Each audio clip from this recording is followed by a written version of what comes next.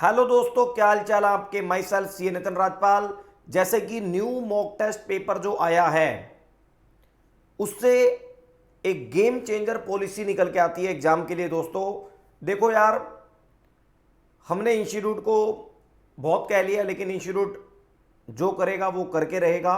तो हमें अब उनके अकॉर्डिंग अपने आप को प्रिपेयर करना है।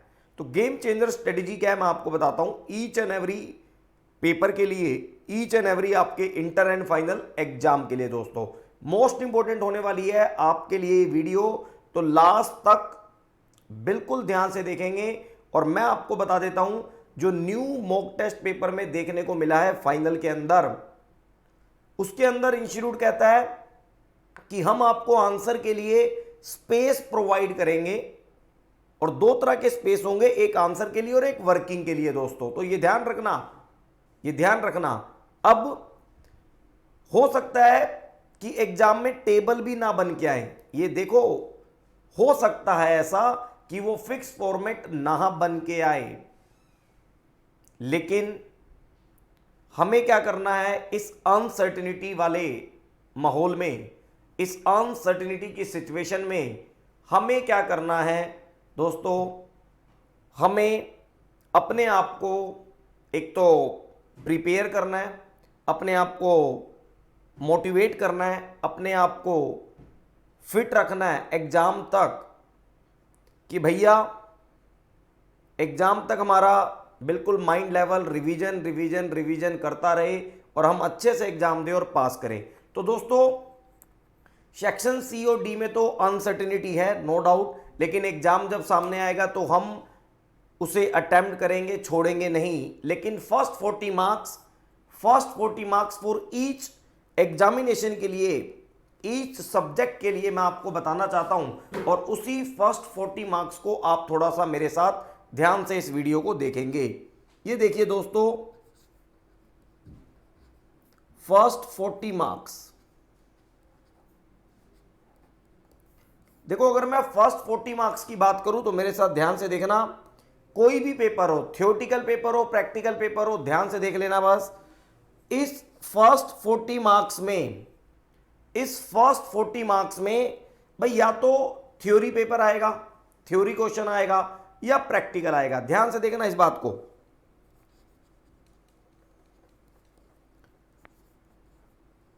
अब जी, तो मैं आपसे ये कहना चाह रहा हूं, ये जो प्रैक्टिकल क्वेश्चन आएगा ये बहुत इजी होगा। इसके लिए आपको अलग से कोई टेंशन लेने की जरूरत नहीं है, क्योंकि 1 मार्क्स का प्रैक्टिकल क्वेश्चन कितना भी कुछ कर ले इंस्टीट्यूट टफ नहीं बन सकता अब इतने शॉर्ट ड्यूरेशन में। तो आपने जो फुल फ्लेज जो भी स्टडी की है, जो भी आपने सारे प्रैक्टिकल कॉन्सेप्ट की स्टडी की है, तो फर्स्ट 40 मार्क्स में जितने भी प्रैक्टिकल क्वेश्चन होंगे वो आपके कवर हो जाएंगे। लेकिन जैसा देखने को मिल रहा है थ्योरी ज्यादा है, तो इसके लिए क्या करें दोस्तों, तो मैं आपको बताता हूं दोस्तों। सर थ्योरी के लिए एक बात बिल्कुल ध्यान से कर लेना, आपको स्टडी मैट, ओनली थ्योरी के लिए अपने स्टडी मैट को फॉलो करना है। आप कहोगे सर इतना लंबा चौड़ा स्टडी मैट इतने शॉर्ट ड्यूरेशन में कैसे करें, उसका एक तरीका है, मैं आपको बताता हूं। देखो आपको अपना स्टडी मटेरियल उठाना है। स्टडी मटेरियल को जब आप ओपन करेंगे एक बार दम लगाना पड़ेगा आपको उठा के, और अपने स्टडी टेबल पे उसे बैठना पड़ेगा। लेकिन एक बात बता दूं, ये स्ट्रेटेजी फॉलो करोगे तो पक्का आपके लिए हेल्प होने वाली है। वो हेल्प क्या है मैं आपको बता देता हूं। आपको अपना स्टडी मटेरियल उठाना है। Each and every study note में दो तरह की थियोरिटिकल चीजें आपको देखने को मिलेंगी।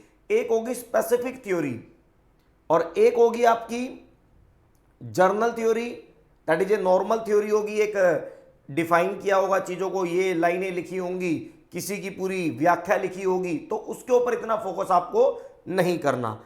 आपको स्टडी मैट से बेसिकली फोकस करना है। ध्यान से बता रहा हूं आपको, ध्यान से बता रहा हूं। देखो जो लो पेपर है, डीटी पेपर है, वहां तो प्रोविजन है, लेकिन मैं बात कर रहा हूं थ्योरी की। ध्यान सुनना मेरी बात।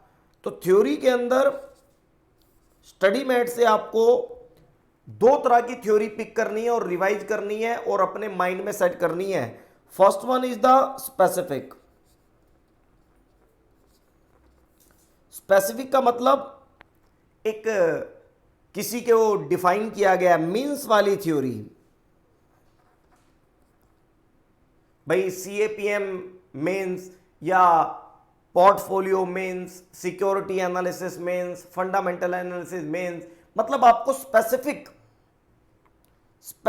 थ्योरी को अपने माइंड में सेट करना है।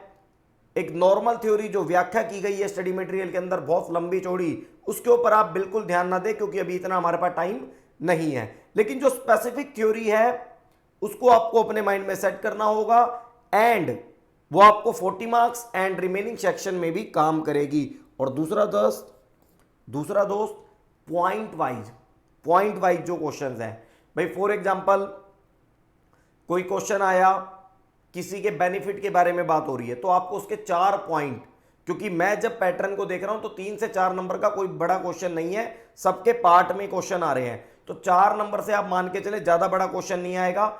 और 4 नंबर के क्वेश्चन में आप 5 पॉइंट भी लिख देते हैं ऑनलाइन एग्जाम में, मेरे को लगता है सफिशिएंट होंगे, आपको वहां पर मार्क्स दे दिए जाएंगे। लेकिन पढ़ना तो दोस्तों पड़ेगा।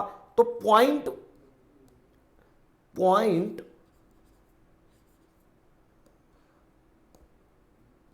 बेस्ड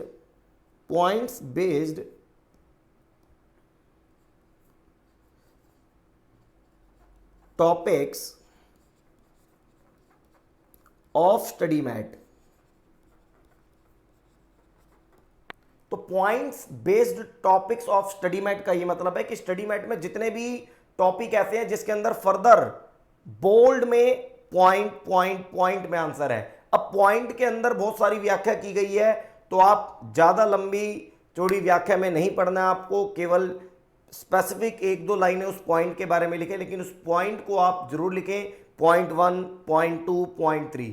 तो कहने का मतलब अब टाइम लिमिटेड है, हम पूरा स्टडी मटेरियल तो रिवाइज एक चीज नहीं देख सकते, लेकिन specific theory that is a meaning वाली, किसी चीज को डिफाइन करने वाली, एंड ऐसे सारे टॉपिक जो बोल्ड लैंग्वेज में, बोल्ड वर्ड में पॉइंट्स बेस्ड हैं, आप उसे प्लीज रिवाइज करते रहिए। और मैं आपका दोस्त ये नितिन राजपाल आपके साथ हूं।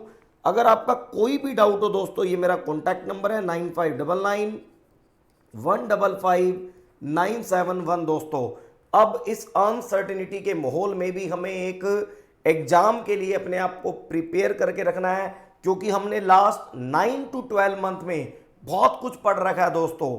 बस उसको रिवाइज करके अपने आप को फिट रखना है, अपने आप को बिल्कुल मेंटेन रखना है एग्जाम के लिए, क्योंकि एग्जाम में मुझे पता है जब आप बैठोगे तो कोई ना कोई क्वेश्चन का सॉल्यूशन आप जरूर करके आओगे दोस्तों। क्योंकि अगर आप रुक गए तो कोई फायदा नहीं है, आपको एग्जाम के लिए अपने आप को प्रिपेयर करना ही पड़ेगा। और प्लीज दोस्तों मैं आपके लिए अब टाइम टू टाइम पे ईच एंड एवरी अपडेट लेता रहूंगा, आपको प्रोवाइड करता रहूंगा।